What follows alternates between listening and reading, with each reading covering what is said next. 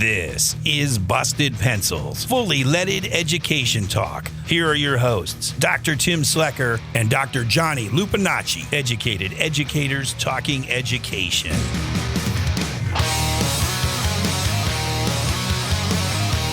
Yeah, there it is. It's Busted Pencils, fully leaded education talk, educated educators talking education, classes in session Wednesday. So happy you all could join us. In fact, it's a special little episode today. Producer Jess and Tim taking it all by themselves. Jess, how are you doing, my friend? Well, there's been a lot going on. I am a little bit. I am glad to be here with you. Okay. I am glad to be here to do the work. And I'm ready because there's going to be a lot of work that needs to happen. We do have a lot of work to do. And Johnny Lupinacci, occasionally, guess what? He's a coach, and you all know that. And Johnny is coaching today, right now. The Washington State hockey team, they're playing a game today. So anybody going, where's Johnny Lupinacci? He's doing his job coaching hockey because he's just that kind of a guy. And that matters. And that matters. We said we want that stuff to be, the extra or the essential curriculars that make public education, both college and K-12, great. It is one of those things that the extracurriculars, or as we like to say, not even we like to say, is we're pointing out more and more the essential curriculars that truly engage and create an education experience that benefits the entire community. But yes, Jess, here we are, 1 week and a day beyond, or actually longer than that.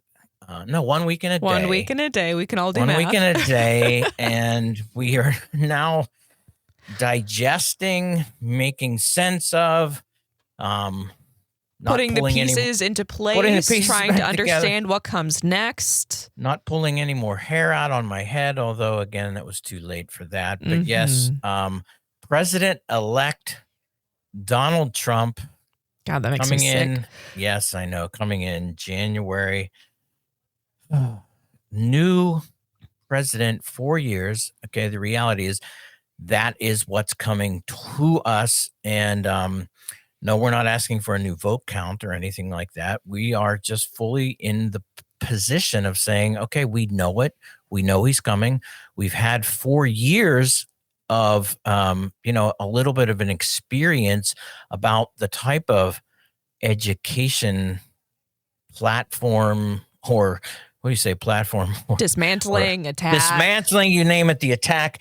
But yeah, so we are going to be we're going to be dealing with a second term of President-elect Donald Trump being, in charge of education. And it's like, hey, but just, there wasn't a lot said in the run-up, in the quote, kind of like a tit for tat, back and forth policy analysis of, what's the Harris-Walz platform in education, what's the Trump. It just really wasn't one of those discussion points, except for the fact that President Trump he distanced himself from this though, but in the Project 2025 report, there was this push to dismantle the Department of Education. Well, and this is one that he claimed very early, very loudly. This is one that he kept saying, I can't wait to get back. The first thing I'm going to do is end the Department of Education.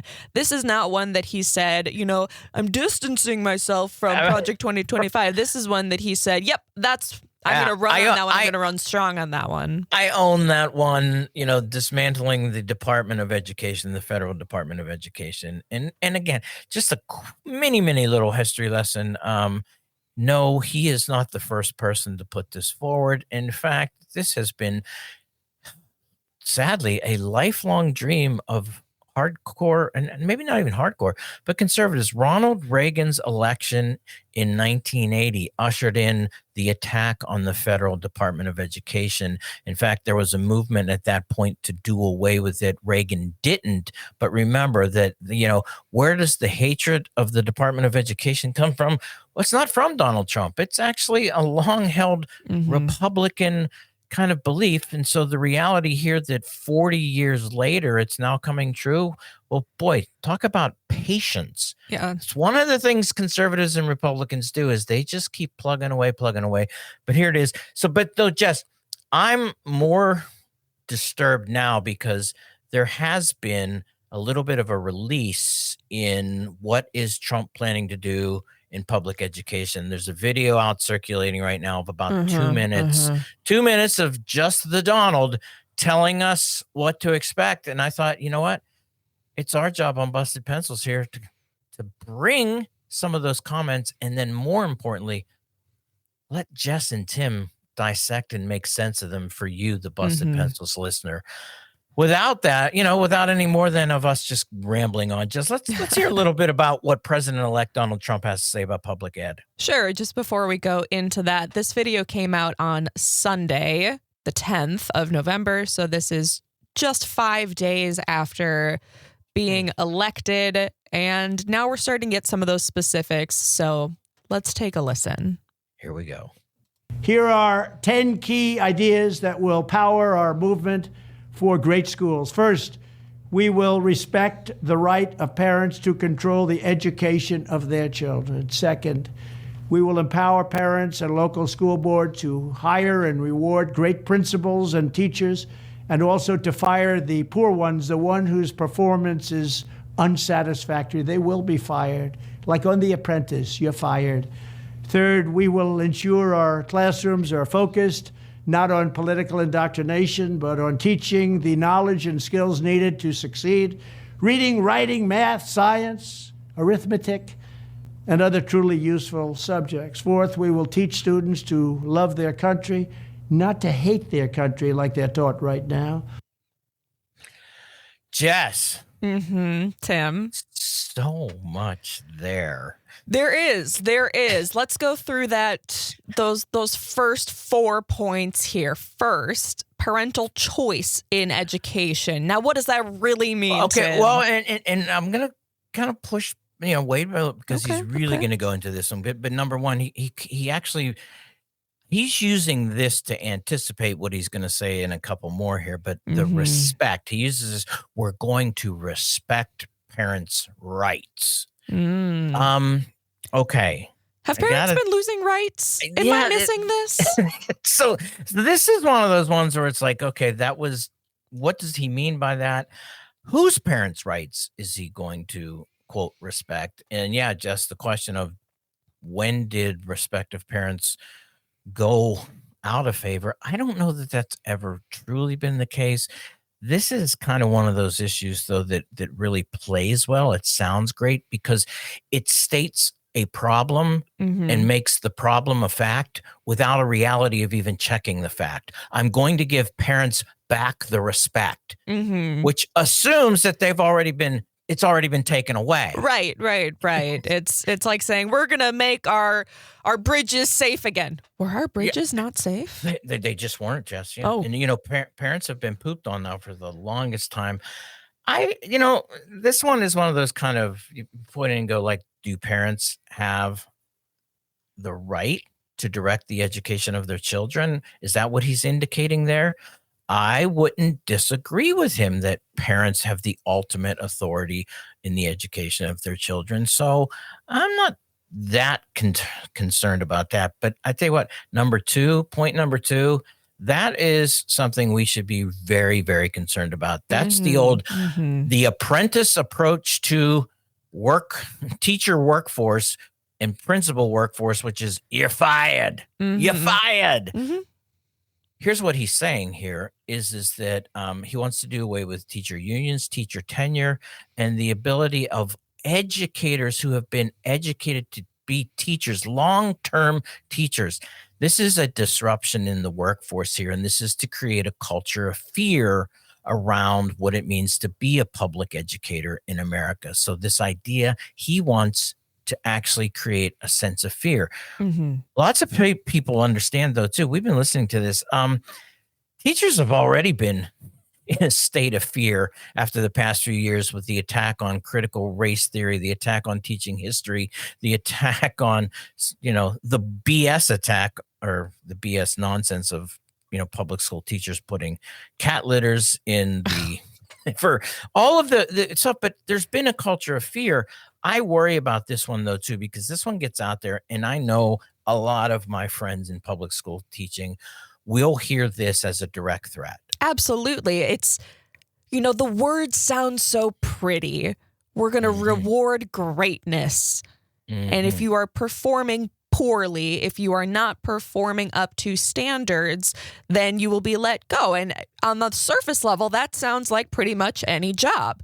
Sure. But then we dig just a little bit deeper, and he's talking about loyalty, and he's talking about people who are lining up to what he considers to be greatness, to be following his there you go. His guidelines. Loyalty, not loyalty to a constitution, not loyalty to helping young people develop themselves. This is loyalty to one person. Yeah. And that's where you said, this is the attack on teacher tenure, on unions, and you name it, all of those things that actually really help create a stable teaching force. Number 3, though, too, then he really starts to go, and what could you be fired for? Political indoctrination. We're going to get rid of political indoctrination. And then he talks about, I got a couple ways to frame this one. It's like, okay, political indoctrination, and we've said this just many times on Busted Pencils. What about the indoctrination of democracy? Is it indoctrination to teach about the Constitution of the United States? Yeah. Something that he doesn't understand and has no respect for. Well, and that is, let's be honest, he doesn't want democracy indoctrinated, Constitution loyalty indoctrinated, truly having civic pride and civic responsibility and civic actions of a citizen of this country. No, that's indoctrination, according to Trump. Being a critical, self-reflective citizen who makes decisions that is in the benefit of an entire democracy, unlike in the benefit of the loyal, kind of patronage that he wants for people to follow. Then he follows this up with, too, I love this, and how do you know it's not political indoctrination? Well, when they're teaching reading, writing, arithmetic, science, and math. Yeah, I'm not hearing one really, really critical discipline there. No, but I'm very interested, though. I would love to find out the difference between arithmetic and math. Arithmetic. Yeah, yes. That would be really interesting. I want to know where history falls in, though. Well, and notice it's left out. It's left out. It's left out and to me, very intentionally, because that is where we're talking about, whether it's civics, whether it's geography, or teaching American history. And I got to say, I'm all for teaching love of the country, patriotism. Absolutely 100%. But the problem here, I feel like that should come naturally, because you teach about the country. You teach what the country is. You show how we got here and the ideals that founded our country, the things that we're moving towards. That should naturally engender love. You would think so. But again, conservatives, and again, this is not Trump, just to remind people too, these are not new statements coming out of this. Yes, he's a crazy, unhinged man, but the principles that he's advocating here really do have their roots in history all the way back into the Reagan's election in 1980, and this attack on public schooling, and largely being framed from the standpoint of saying public schools have created this downward cataclysm that's called America, because and the reality is that American public schools have, this goes all the way back to A Nation at Risk, 1983. The public schools caused the nation to be at risk. And what are the solutions? Well, some of the solutions that came out was actually not really a solution, but there were a lot of problems pointed out in the 80s and through the 90s. A constant problem, according to conservatives, was what they called political indoctrination. And that reality is that a critical citizenry was the focus of the American social studies curriculum, and that scares the hell out of conservatives. Seriously. And even if you're a Cheney Republican and you're out there right now, sorry, I'm going to tell you that you also advocated for the kind of curtailing of teachers' abilities to teach critical citizenry. Okay. And that to me is so ridiculous, because if you have any grasp of American history, this is how we got here, was being a critical citizenry. Being a critical citizenry. And it was funny, I was just watching on social media, and Harvey K., who I know has been on a lot of civic media programs, he's been on our show though too, and pointing out again, guess what? America was always a radical nation. Always. It's just that this form of radicalness now that's taken over, not the same kind, but there has been a long kind of trudge or march towards really suppressing the advocacy of public education, particularly around critical citizenry and democracy, because guess what? That's not good for power. That's also not necessarily good for total free market capitalism to just totally do what it wants to do in the name of market economics and profit. Oh, so much going on. I'm thinking though too, 608-557-8577 is the number. Starting to get more people giving some comments and leaving us messages in the mailbag. Sometimes it feels like we're all in a bog. What are you most looking forward to or frightened by coming up from as public education as Trump continues to move on? In fact, Jess, he gave us some more. He did give us some more. Let's go back to this. Yes. Fifth, we will support bringing back prayer to our schools. Sixth, we will achieve schools that are safe, secure, and drug-free, with immediate expulsion for any student who harms a teacher or another student. Seventh, we will give all parents the right to choose another school for their children if they want. It's called school choice. Let's break these down, shall we? Do we start with the last one and go for it? Yeah, sure. This is where you said, Jess, you were right. Respecting parents' rights. He starts off with that number one, and then kind of comes back and truly sets up the teeing off of here, which is school choice. And this is where, public school advocates have been saying, like, what is going to happen with a Trump presidency? A national movement for truly universal vouchers, a federal movement to make public education a choice. This idea that parents, no, we're not going to have local public community schools. You might be allowed to have one, but the reality here is that we're going to break up community schools, give parents, quote, what they're calling the right to choose, which they already have had the right to choose. Yes, they do. Okay. But we're going to give them a tax voucher for money for them to take to the private school of their choice. And now, Tim, where is that money coming from? That's coming from my neighbor, the taxpayer.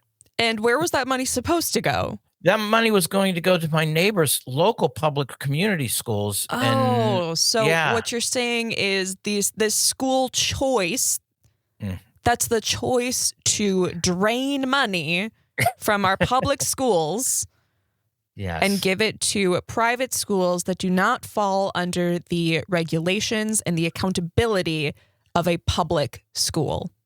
Exactly. And then that goes right to the very first part of school prayer, right? And you're like, wait. Which prayer? Which prayer?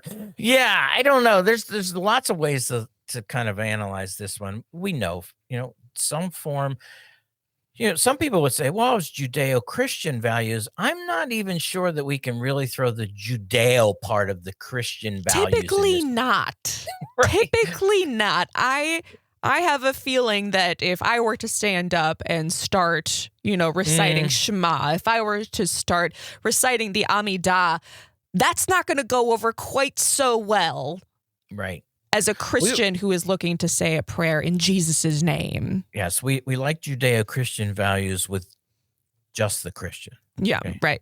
Okay. And I don't imagine that a person is going to have the same rights if the faith that they follow is Islam, if the faith that they follow is Hinduism, if they are of any religion other than a narrow view of Christianity.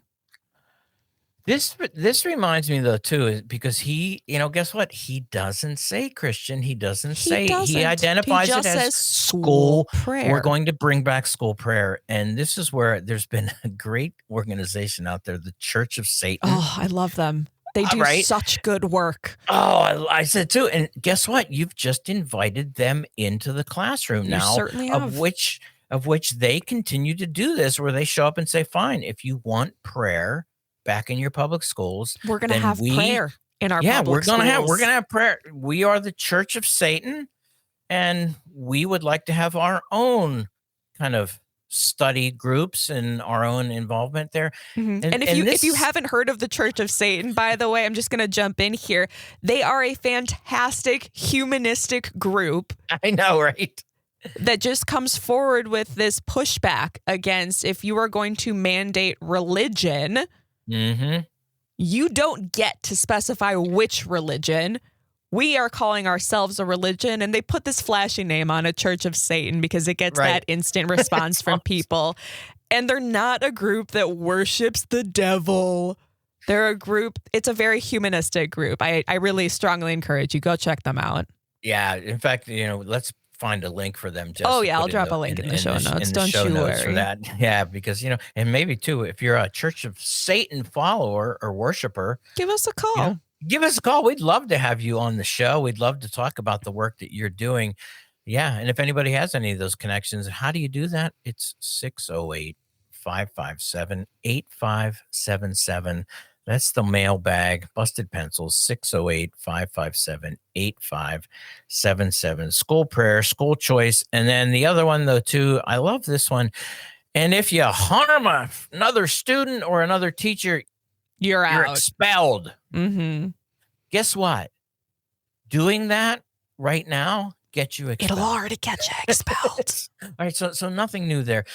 What do we got? A couple more here, Jess? We do. Let's listen. Okay. 8th, we will ensure students have access to project-based learning experiences inside the classroom to help train them for meaningful work outside the classroom. 9th, we will strive to give all students access to internships and work experiences that can set them on a path to their first job. They're going to be very, very successful. I want them to be more successful than Trump.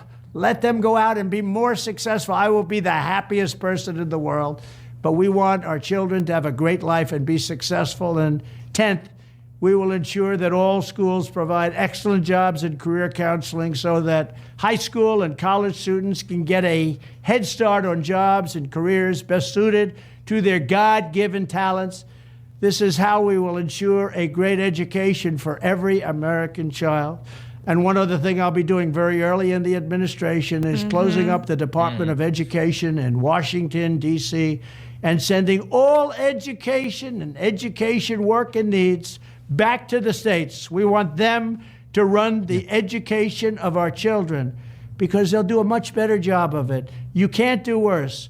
We spend more money per pupil by 3 times than any other nation, and yet we're absolutely at the bottom. We're one of the worst. We're the worst. So you can't do worse. We're going to end education coming out of Washington, D.C. We're going to close it up, all those buildings all over the place, and you have people that in many cases hate our children. We're going to send it all back to the states. Thank you very much. Thank you very much, Jess. Okay.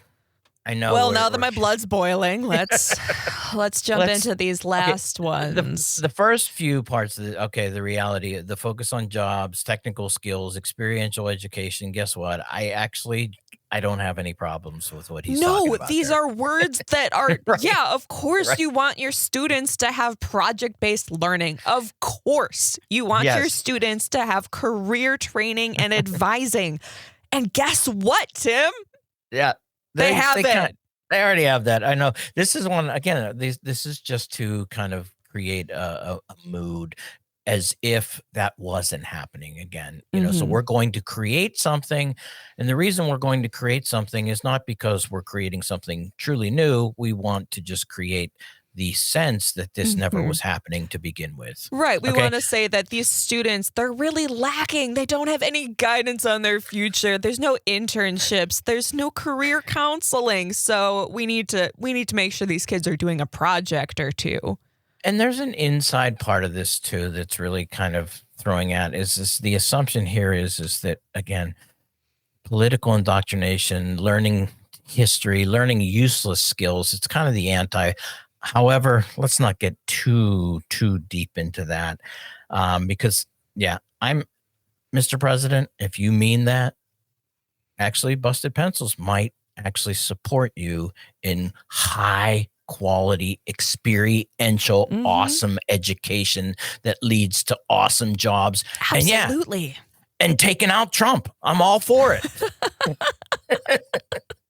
Let's build some students capable of taking out Trump. But there it is, Jess. The end of it, though. Guess what? The end of the Department of Education. Here's this part, though, too. We're going to send back the power to educate back to the states. Guess what? It never left. Right. There's something I recall you and Johnny saying very frequently. Education is a right. Yep. It's a state, right. Right. It is already a state right. So let's come back to this. What does the Department of Education do? Why do we have it? Well, I mean, it first of all, there is a money aspect. Absolutely. Federal, comes in particularly for schools that are, quote, not getting the funding they deserve.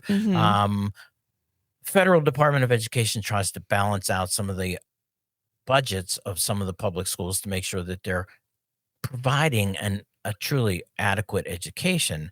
It also is for civil rights to make sure that, your rights as a student, your rights as a teacher, all of those things are also being respected. There's the other thing, though, is that guess what? It doesn't really do a whole lot in this fact. And so this is a real interesting kind of development here because it creates the narrative that the federal government has all of this kind of incredible authority over education and that, quote, we're going to send it right back to the states. The reality is that the federal government doesn't have this authority the way the states do. And in fact, it is, as you said, we point out all the time, it's a states' rights. I think this is going to be a little bit complicated because what if you're a state, then say, Minnesota or something like that, who decides that you want to do awesome kind of critical citizenry, democracy indoctrination? Is he willing to say to Minnesota, yeah, that's where it belongs, is in the states. You make those decisions. See, this is where it gets a little bit complicated because if he is throwing away federal authority, I don't know how this works out because what he's proclaiming in these 10 points that he goes over here is an actual absolute monarchy over public education. Is he really going to give up power? No. And I think this comes back to, he's constantly saying about the Affordable Care Act, repeal and replace. And then when pushed, what is your plan to replace it? I have concepts of a plan. He said concepts of a plan for 12 years. So what is going to come in to replace the federal Department of Education? Is there going to be absolutely no federal oversight of all of the education happening in this country? Is there going to be no federal reserve of money to go to, say, states that aren't pulling in enough funds to have these great project-based learnings and experiential learning activities? What's the plan here? I don't know what the plan is on that. And come on, again, this is just kind of crazy talk in that sense. But, I think about this though, and it's crazy and we can have fun, but this is frightening. And these are the things that we've been talking about this in Busted Pencils. Well, I mean, forever, since, forever the show has been a part of civic media. This is something that we've been really talking about. What is the role of public education in America? And the reality is that guess what? It is our kind of democracy laboratory. And what you're hearing here out of President-elect Trump is truly a smashing of the democratic laboratory. This is why people need to be frightened by this movement. This isn't truly about giving back the states the rights because they already had the rights, but this really is about creating a movement that disenfranchises and disengages communities from using public education for its main number one purpose, which is the democracy, the installation of critical citizenry, participatory citizenry, to help people be prepared to live in this messy world that we try to call, democracy. What does it mean to do that? This is an attack on democracy. And you know what? We're not going to hold back during these next 4 years, and we're going to say here on Busted Pencils what we do. Yeah, guess what? We do indoctrinate. We are the indoctrinators of democracy. We do not make any apologies for that. Sorry, that's what we do here. This is an indoctrination station in that sense because we're indoctrinating the values of democracy. And now for your moment of Zen.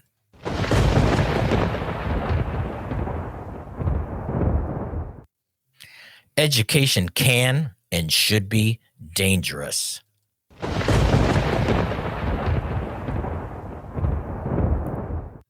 Thanks, everybody, for listening. Make sure you hang on Friday. Yeah, First Downs and Friday nights. And yeah, that Saturday drop again, 3 o'clock across all civic media stations.